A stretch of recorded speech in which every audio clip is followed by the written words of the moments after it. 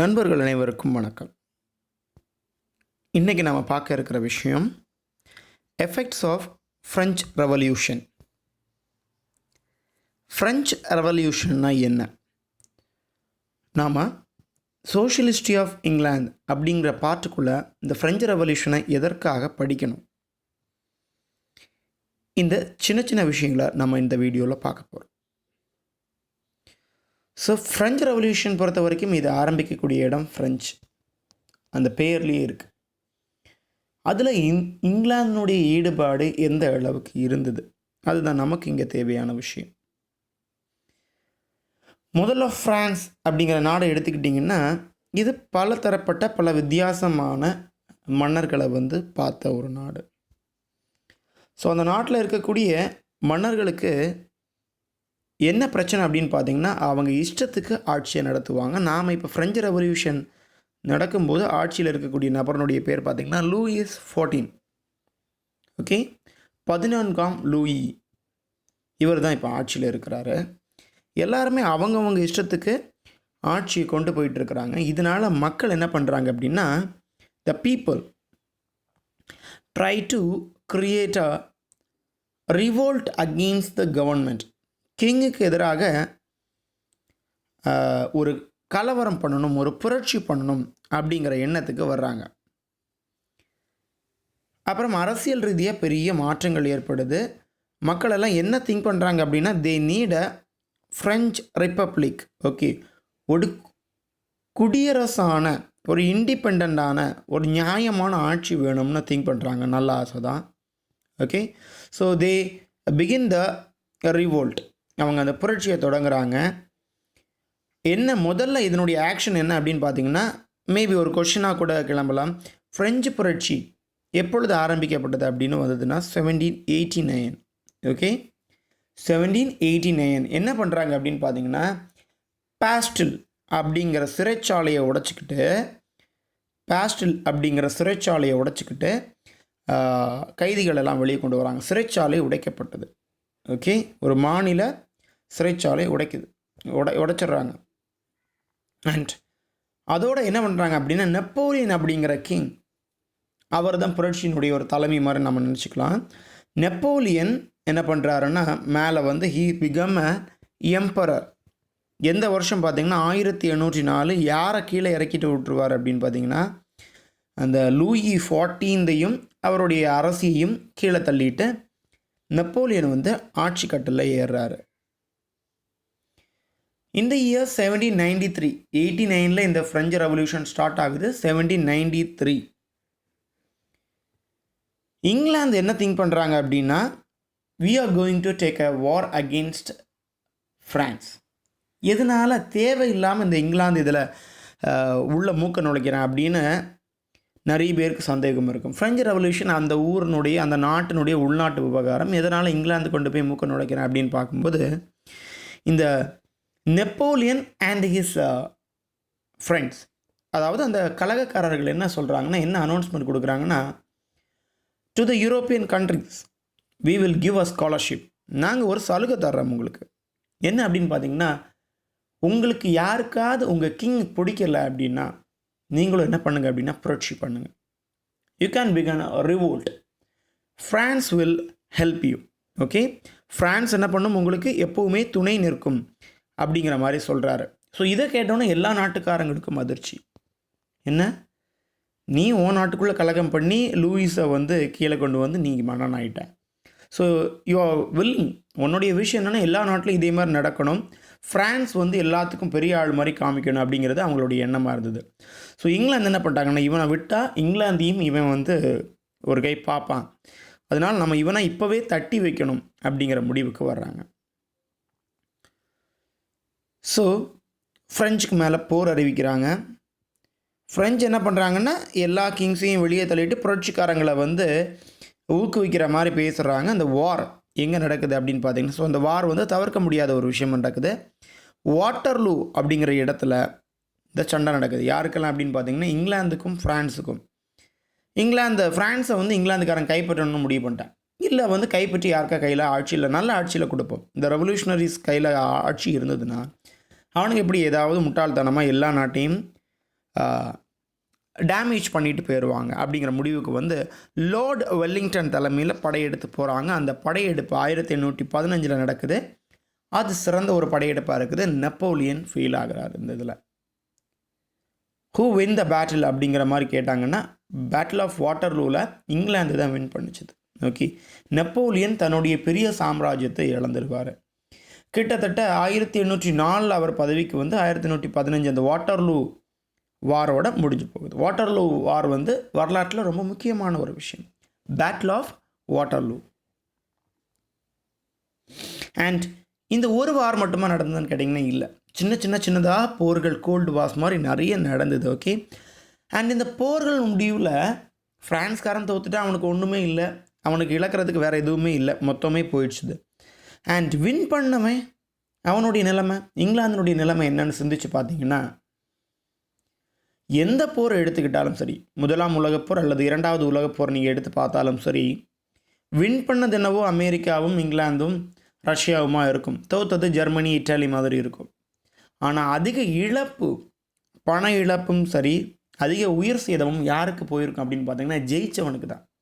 So இங்கே Waterloo பேட்டிலில் ஜெயித்தது England. இங்கிலாந்தினுடைய இழப்பு இனி பார்ப்போம். நியர்லி த வார் டேக்கன் பிளேஸ் 20 years, 20 வருஷங்களுக்கு மேலாக இந்த வார் நடந்திருக்கும். ஸோ தேசிய அளவில் இங்கிலாந்து வந்து ஒரு பெரிய நிதி நெருக்கடியை சந்திக்கும். ஓகே, எக்கனாமிக்கலில் அது ஒரு அடி வாங்கும். மோர் தென் நம்ம அதை கவுண்ட் பண்ணக்கூட நம்மளால் முடியாது. பாருங்கள், கவுண்ட் பண்ணக்கூட நம்மளால் அதை முடியாது. அந்த அளவுக்கு ஒரு பெரிய அடி. மோர் தேன் மில்லியன். ஓகே, மோர் தேன் மில்லியன் அளவுக்கு பெரிய இழப்பு ஏற்படும். அண்டு நிறைய உயிர் சேதமும் அவங்களுக்கு ஏற்படும். ஸோ இதெல்லாம் ஈடுகட்டணும். கடன் சுமையை வந்து நிதி நெருக்கடியை சமாளிக்கணும். அரசாங்கத்தை நடத்தணும் அப்படின்னா என்ன பண்ணணும்? எல்லா அரசாங்கமும் பண்ணக்கூடிய ஒரே ரூட், வரியை உயர்த்துவாங்க, டேக்ஸை இன்க்ரீஸ் பண்ணுவாங்க.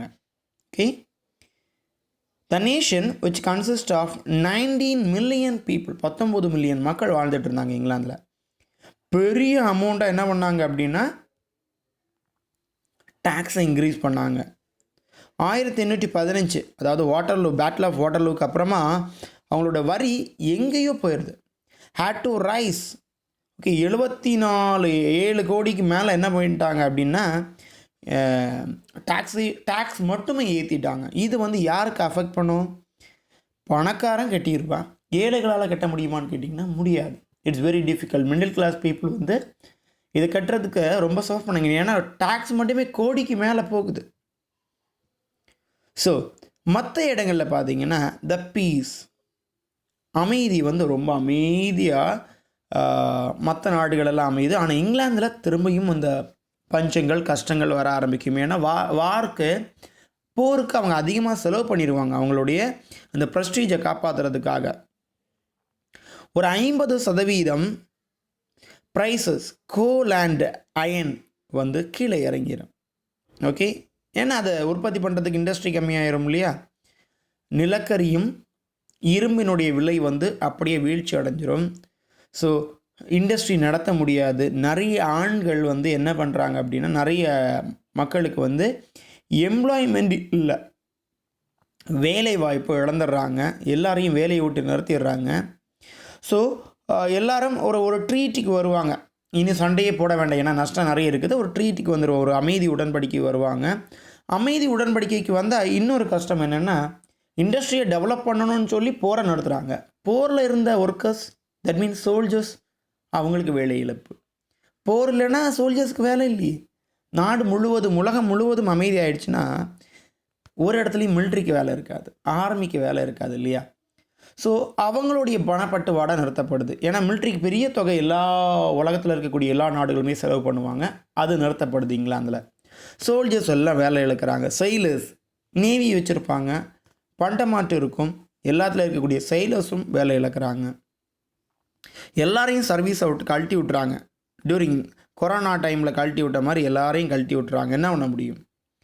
அண்ட் ஆர்மியில் அன்எம்ப்ளாய்மெண்ட் அதிகமாகுது, வேலை இழப்பு அதிகமாகுது. ஆர்மிக்கு பணம் கொடுக்க முடியாது, ஏன்னா மக்களுக்கு இப்போ சாப்பாட்டுக்கே பணம் இல்லை.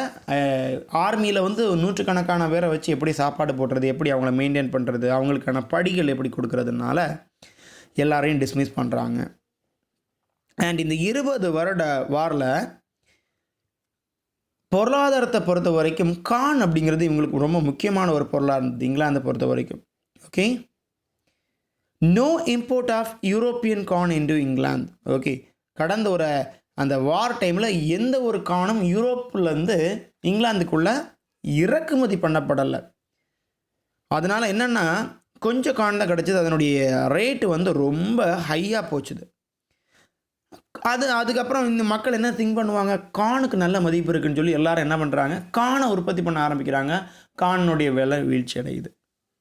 ஸோ இப்படி எதை தொட்டாலும் என்ன நடக்குது அப்படின்னு பார்த்தீங்கன்னா ஃபெயிலியர் ஆகுது. இதில் இருந்து மீண்டு வர்றதுக்கு அவங்களுக்கு ரொம்ப கஷ்டமாக இருக்குது.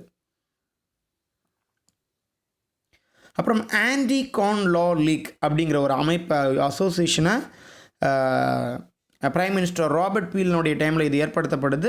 கான் லா 1846 கொண்டு வராங்க. அதுக்கப்புறம் தான் என்னது, இது கொஞ்சம் சீர்திருத்தம் அடையும். அண்ட் மக்களுடைய நிலைமை, புவர் பீப்புள் ரொம்ப சஃபர் ஆனாங்க. ஏன்னா அவங்களுக்கு குறைவான சம்பளம் தான் கொடுக்கப்பட்டது.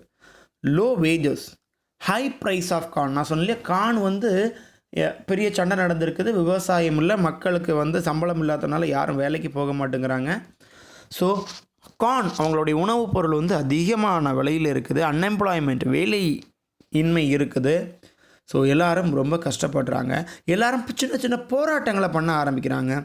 ஸோ எப்போவுமே இந்த மாதிரி விவசாயிகள், ஏழை மக்கள் போராட்டம் பண்ணும்போது எந்த அரசாங்கங்களும் அதை ஏற்றுக்க மாட்டாங்க. ஒரு பெரிய அரசாங்க அதிகாரிகள் போராட்டம் பண்ணாங்கன்னா அதை ஏற்றுக்கும் அரசாங்கம். ஆனால் ஒரு தனியார் மையத்தில் இருந்தோ அல்லது ஒரு விவசாயிகளோ போராட்டம் பண்ணியாச்சுன்னா அதை எந்த அரசாங்கங்களும் ஏற்றுக்கிறது இல்லை. ஸோ இந்த கவர்மெண்ட்டும் அதை ஏற்றுக்கல. விவசாயிகள் பண்ணக்கூடிய அல்லது அந்த வேலை இல்லாத மக்கள் பண்ணக்கூடிய சின்ன சின்ன போராட்டத்துக்கு பெரிய எதிர்ப்பு. ஏன்னா இதன் மூலமாக அரசை வேறு ஏதாவது கிளர்ச்சியாளர்கள் கைப்பற்றிடுவாங்கன்னு அவங்களுக்கு பயம். ஸோ கவர்மெண்ட் என்ன பண்ணுறாங்க அப்படின்னா இந்த போராட்டங்களை கலைக்கிறதுக்கு ஒரு முறை ஒரு பெரிய கேதரிங் இருக்குது. எங்கே அப்படின்னு பார்த்தீங்கன்னா செயின்ட் பீட்டர்ஸ்ஃபீல்டில் ஏற்பட்ட ஒரு பெரிய கேதரிங்கை கலைக்கிறதுக்கு ஒரு ஆர்டர் கொடுக்குறாங்க கவர்மெண்ட் ஆஃபீஸர்ஸ். அதுவும் என்னது, கேவல்ரி சார்ஜ். ஓகே, ஒரு ஆயுதத்தை பயன்படுத்தி அதை நம்ம கலைக்கணும்னு சொன்னோன்னா நிறைய பேர் அதில் ஊண்டாகிறாங்க, அடித்து விரட்டுறாங்க மக்களை. நியர்லி 11%, ஓகே, 11 பேருக்கு மேலே என்ன பண்ணிடுறாங்க, அதில் இறந்து போயிடுறாங்க. நிறைய பேர் ஊண்டாகிறாங்க, காயப்படுறாங்க. ஸோ இப்படிப்பட்ட ஒரு கொடூரமான அந்த ஒரு தாக்குதலுக்கு பேர் என்ன வச்சுருக்காங்க அப்படின்னு பார்த்தீங்கன்னா பேட்டில் ஆஃப் பீட்டர்லோ. பேட்டில் ஆஃப் பீட்டர்லோ இது கவர்மெண்ட் சொல்லுது. மான்செஸ்டர் மேஸ்கர் இது நம்ம புரட்சியாளர்கள் அந்த போராட்டம் பண்ணவங்க சொன்னது. நம்ம ஊரில் சொல்லுவோம் இல்லையா, 1857 1857 சிப்பாய் கழகம் அப்படின்னு சிப்பாய்கள் கழகம் பண்ணதாட்டு ஆங்கிலேயர்கள் சொல்லுவாங்க. நாம் அதை என்ன சொல்லுவோம், முதல் இந்திய சுதந்திர போர்னு சொல்லுவோம். அதே மாதிரி தான் இங்கேயும் பேட்டில், அது ஒரு போர் அப்படிங்கிற மாதிரி ஒரு பேட்டில் அப்படின்னு இங்கிலீஷ்காரங்க சொல்கிறாங்க. ஆனால் மக்கள் என்ன சொல்கிறாங்க, இது போரெல்லாம் கிடையாது, மான்செஸ்டர் மேஸ்கரை இது ஒரு கொலை நிகழ்ச்சி. ஓகே, மான்செஸ்டரில் நடந்த ஒரு பெரிய கொலை நிகழ்ச்சி அது. ஸோ கவர்மெண்ட்டுக்கு எதிராக நிறைய பேர் வந்து ஒரு திட்டங்களை தீட்டிகிட்டு இருக்காங்க. ஸோ கண்டிப்பாக ஒரு ரிஃபார்ம்ஸ் வர வேண்டியது இருந்தது. 1832 அந்த ரிஃபார்ம்ஸ் வருது. ஓகே, இந்த பார்லிமெண்டரி ரிஃபார்ம் வருது. அண்ட் அடுத்த எஃபெக்ட் பார்த்தீங்கன்னா இம்ப்ரூவ்மெண்ட் ஏதாவது இருக்குதா ஆர்மி அண்ட் நேவி சைடில்? எஸ், ஃப்ரெஞ்சு ரெவல்யூஷனுக்கு அப்புறமா ஃப்ரெஞ்சு ரெவல்யூஷனரி எஃபெக்டே அதுதான். நம்ம இவ்வளோ நேரம் பார்த்தது இல்லாமல் எஃபெக்ட் ஆஃப் ஃப்ரெஞ்சு ரெவல்யூஷன் தான். ஓகே, ஃப்ரெஞ்சு ரெவல்யூஷன் அப்படிங்கிறது நடந்தனால, ஃப்ரெஞ்சு புரட்சி நடந்தனால ஏற்பட்ட விளைவுகளை தான் நம்ம பார்த்துட்ருக்கோம். ஆர்மியையும் நேவியையும் ஒரு நேஷ்னல் இன்ஸ்டிடியூஷன்ஸ் தான் கொஞ்சம் கூட அதை வந்து அங்கீகரிக்கிறாங்க. நமக்கு தெரியும் ஸ்பானிஷ் ஆர்மடா டைமில் இருந்தே ஹென்ரி தி 8th அவருடைய டைமில் இருந்தே இங்கிலாந்தினுடைய நேவி அப்படிங்கிறது ரொம்ப ஸ்ட்ராங்கானது அப்படின்னு உலகத்துக்கு தெரிய வரும். அந்த தேசிய முக்கியத்துவம் திரும்பியும் இதுக்கு கிடைக்கும். இதில் முக்கியமான பார்க்க வேண்டிய ஒரு ஆள் பார்த்திங்கன்னா பேட்டில் ஆஃப் ட்ரஃபல்கர் யார் அப்படின்னு பார்த்தீங்கன்னா லார்டு நெல்சனுடைய தலைமையில் அந்த வெற்றி கிடைக்கும். ஓகே, 1805. இது என்ன பண்ணும் அப்படின்னு பார்த்தீங்கன்னா இங்கிலீஷ் நேவியினுடைய அந்த தலைமைத்துவத்தை உலகத்துக்கு எடுத்து காணிக்கும்.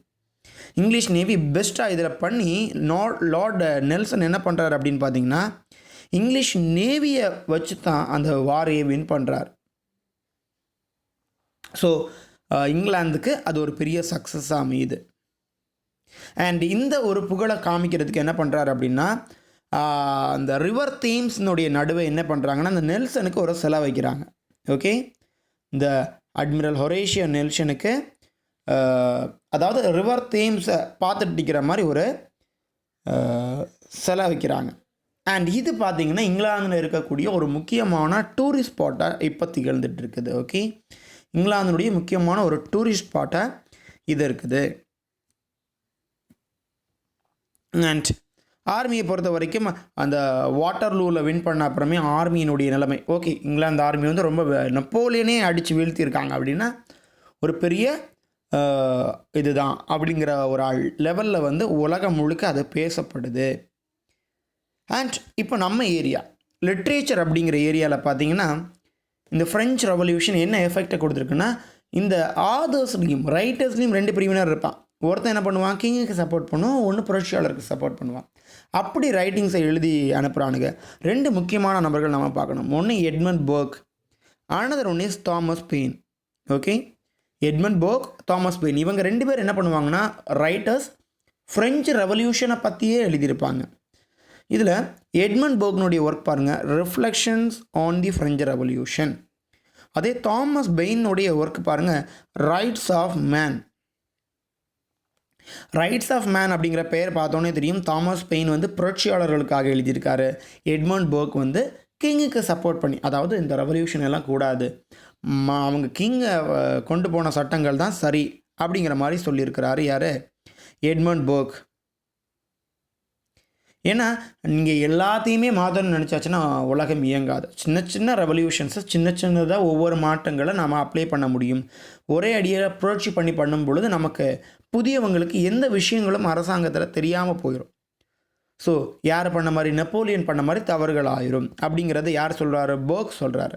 தாமஸ் பெயின் சொல்கிறாரு, நீங்கள் ஒழுங்காக ஆட்சி பண்ணியாச்சுன்னா நாங்கள் ஏன் உங்களை தட்டி கேட்க போகிறோம், எதுக்காக நீங்கள் ஏன் ரைட்ஸ் ஆஃப் மென்னை ஏன் கொடுக்க மாட்டேங்கிறீங்க, உங்களுக்கு தேவையை மட்டும் நீங்கள் அனுபவிச்சுட்ருக்கீங்க, ஏன் கொடுக்க மாட்டேங்கிற அப்படிங்கிற மாதிரி கொஷின் பண்ணுறாரு. ஓகே, ஸோ அவர் என்ன சொல்கிறாரு, declaration of rights of mind by national assembly, இந்த வாசகத்தை அவர் என்ன சொல்கிறாரு, ஃப்ரெஞ்சு ரெவல்யூஷன் வந்து மனிதனுடைய ரைட்ஸை உரிமைகளை பெறதுக்கு காரணமாக அமைஞ்சிருந்து பெயின் வந்து ரெவல்யூஷனுக்கு சப்போர்ட் பண்ணுறாரு.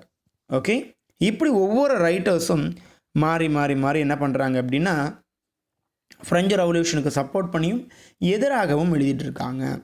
அண்ட் ஃபைனலாக என்ன நமக்கு தெரிய வருதுன்னா இந்த ரைட்டிங்ஸ் மூலமாக என்னென்ன விஷயங்கள் அவங்க தெரிவிக்கிறாங்க அப்படின்னா நோட்டபிள் ப்ரப்போர்ஷன்ஸ் என்னென்னு பாருங்கள். என்னென்ன ப்ரப்போர்ஷன்ஸ் கொடுக்குறாங்க அப்படிங்கிறது பார்த்தீங்கன்னா large reduction of administrative expenditure. Okay, நீங்கள் உங்கள் நிர்வாகத்துக்கு அரசாங்கம் நிர்வாகம் பண்ணணும்னா எவ்வளோ வேணால் செலவு பண்ணுவாங்க. இப்போ ஒரு அரசு அதிகாரிகள் அல்லது பெரிய ஒரு அரசியல் அதிகாரிகள் வந்தாங்கன்னா அந்த இடத்துக்கு ரோடு போடப்படும். அப்படியெல்லாம் கிடையாது. நீங்கள் எல்லாத்துக்கும் ஒரு மாதிரியான ஒரு இதை கொடுக்கணும். ஃபேமிலி அலோவன்சஸ் கொடுக்கணும், குடும்பத்துக்கு ஏதாவது நன்மைகள் செஞ்சு கொடுக்கணும். ஏஜ்டு புவர், வயதான முதியவர்களுக்கு டேக்ஸ் கம்மி பண்ணணும். நம்ம ஊர்லலாம் சீனியர் சிட்டிசன் கிளாஸ் ரயில்வேயில் அதிகமாக கொடுப்பாங்க, இது டேக்ஸ்லேயும் கொடுப்பாங்க வரி வசூல் பண்ணும்போது. ஸோ இந்த விஷயத்துலலாம் நீங்கள் வந்து ரொம்ப கரெக்டாக இருக்கணும் அப்படிங்கிறாங்க. Limitation of armaments by treaty, ஒரு உடன்படிக்கையை போட்டாச்சுன்னா சொத்துக்களை வாரி கொடுக்காதீங்க, மக்களுக்கு கொஞ்சம் வச்சுட்டு மீதியை கொடுங்க அப்படிங்கிற மாதிரி. அண்ட் அடுத்த ஒர்க்கு பார்த்தீங்கன்னா தாமஸ் கரீலுடைய ஃப்ரெஞ்சு ரெவல்யூஷன், ஒர்க் பேரே ஃப்ரெஞ்சு ரெவல்யூஷன் தான். தாமஸ் கரீலுடைய ஃப்ரெஞ்சு ரெவல்யூஷன், இதுவும் ஃப்ரெஞ்சு ரெவல்யூஷனை பற்றி நல்லா எடுத்து உழைக்குது. அண்ட் தென் அடுத்தது பார்த்தீங்கன்னா tale of two cities, Charles டிக்கன்ஸுடைய ரொம்ப ஃபேமஸான ஒரு work, tale of two cities. And two cities அப்படிங்கிற வார்த்தையை யாரை குறிக்குது அப்படின்னு பார்த்தீங்கன்னா லண்டன் அண்டு நம்ம ஃப்ரெஞ்சில் இருக்கக்கூடிய பாரிஸ் அப்படிங்கிற நகரம் ரெண்டையும் தான் குறிக்குது. ஓகே, ஃப்ரான்ஸில் இருக்கக்கூடிய பாரிஸ் அப்படிங்கிற நகரத்தையும் லண்டன் ரெண்டையும் தான் இந்த 2 cities அப்படின்னு சொல்கிறாங்க. சார்ல்ஸ் டிக்கனுடைய ரொம்ப முக்கியமான ஒர்க்கு ஃப்ரெஞ்சு ரெவல்யூஷனை பற்றி என்ன பாருங்கள், பாரிஸ் அண்ட் லண்டன் ரெண்டையும் பற்றி தான் இது சொல்லுது. அண்ட் இதை தள்ளி ஃப்ரெஞ்சு ரெவல்யூஷன் யாரெல்லாம் க்ரியேட் பண்ணி கொடுத்தது அப்படின்னு பார்த்தீங்கன்னா, ரொமான்டிசிசத்துக்கு வந்து இது ஒரு வழிக்கோலாக இருந்தது. ரொமான்டிசிசம்னா வெறும் லவ், காதல் அதை மட்டும் குறிக்கிறதில்ல. ரொமான்டிக் மூமெண்ட்டை வந்து இயற்கையை நேசிக்கக்கூடியது, மக்கள் கூட சேர்ந்து மக்களுடைய மொழியில் எழுதக்கூடிய ஒரு லிட்ரேச்சர் அமைஞ்சுது. இதனுடைய எக்ஸாக்ட் டேர்ம் என்னென்னு இதை நம்ம கால் பண்ணலாம் அப்படின்னு பார்த்தீங்கன்னா, ரொமான்டிசிசம், ரொமான்டிக் ஏஜ்னெல்லாம் சொல்லுவாங்க. ஆனால் கரெக்டான டேர்ம் பார்த்திங்கன்னா ரொமான்டிக் ரிவைவல். ரொமான்டிக் ரிவைவல் இந்த காலம் எப்போ தொடங்குது பார்த்திங்கன்னா 1798 ஃப்ரெஞ்சு ரெவல்யூஷன் நடந்துட்டு இருக்கும்போது. 1789 நல்ல ஞாபகம் வச்சுக்கோங்க, இட்ஸ் அ கீவேர்ட். 1789 அப்படின்னா ஃப்ரெஞ்சு ரெவல்யூஷன், 1798னா ரொமான்டிக் ரிவைவல் பிகினிங். ஏன் 1798னு வச்சுருக்காங்க? 1800ன்னு வச்சுருக்கலாம்ல, ஒரு ஃபேன்சி நம்பராக இருந்திருக்கும், நமக்கும் ஈஸியாக படிக்கிறதுக்கு ஞாபகத்தில் இருக்கும். இந்த வேர்ட்ஸ்வர்த் அண்ட் கால்ட்ரிட்ஜ் ரெண்டு பேரும் சேர்ந்து லிரிக்கல் பேலட்ஸ் அப்படிங்கிற ஒரு பெரிய கலெக்ஷன் ஆஃப் ஒர்க்ஸ், ஒரு போயம்ஸை பப்ளிஷ் பண்ணுறாங்க. இது 1798 பப்ளிஷ் ஆகுது. ஸோ இந்த இயர் தான், இதுதான் ரொம்ப முக்கியமாக இருக்கும், அந்த செஞ்சுரியில் முக்கியமான ஒரு பப்ளிகேஷன் இது. ஸோ இது என்றைக்கு பப்ளிஷ் ஆகுதோ அன்னையிலேருந்தே romanticism or romantic age or romantic revival அப்படிங்கிற அந்த மூமெண்ட் ஸ்டார்ட் ஆகி போயிட்டுருக்கு. அப்படிங்கிறத நமக்கு உணர்த்துறதுக்கு ரொம்ப ஹிஸ்டாரிக்கல் மூமெண்ட்டாக இருந்ததுனால 1798 வச்சுருக்காங்க. இந்த ரொமான்டிசிசம் ஆர் ரொமான்டிக் ஏஜ் யாரெல்லாம் வச்சு மூவ் ஆகும் அப்படின்னு பார்த்தீங்கன்னா, தொடக்கத்தில் எல்டர் பொயட்ஸ்ன்னு அழைக்கப்படக்கூடிய வேர்ட்ஸ்வர்த் அண்ட் கால்ட்ரிட்ஜ் இவங்க ரெண்டு பேரையும் முன்னிறுத்தி போகும். அப்புறமா இவங்க வந்து 850 அந்த லெவலுக்கு போவாங்க. அது வரைக்கும் இவங்களுடைய வாழ்நாள் இருக்கும். ஒரு 820-30லேருந்து இவங்கள்ட்ட இருக்கக்கூடிய அந்த ஃபீல்டை, லிட்ரேச்சர் ஃபீல்டை வாங்குறவங்க யாருன்னு பார்த்தீங்கன்னா இவங்களுடைய ஃபாலோவர்ஸ் பைரன், ஷெல்லி, கீட்ஸ், இந்த மாதிரி யங் போயட்ஸ், இவங்கெல்லாம் younger poets. So French revolution என்னென்ன எஃபெக்ட்ஸை ஏற்படுத்துது அப்படின்னு பார்த்தோம்னா, அரசியல் ரீதியாகவும் லிட்ரேச்சர் ரீதியாகவும் வணிக ரீதியாகவும் நிறைய எஃபெக்ட்ஸை போட்டிருந்தது இந்த ஃப்ரெஞ்சு ரெவல்யூஷன். ஸோ இதில் இருக்கக்கூடிய இயர்ஸ் எல்லாம் ரொம்ப முக்கியம். பேட்டில் ஆஃப் பீட்டர்லோ எப்போ நடந்தது, வாட்டர்லூ எப்போ நடந்தது, இந்த மாதிரி விஷயங்கள் நம்ம ஞாபகம் வச்சுருக்கக்கூடியது. Okay, related to French Revolution, if you have any doubts, you can ask it in the comment box. Thank you all of you.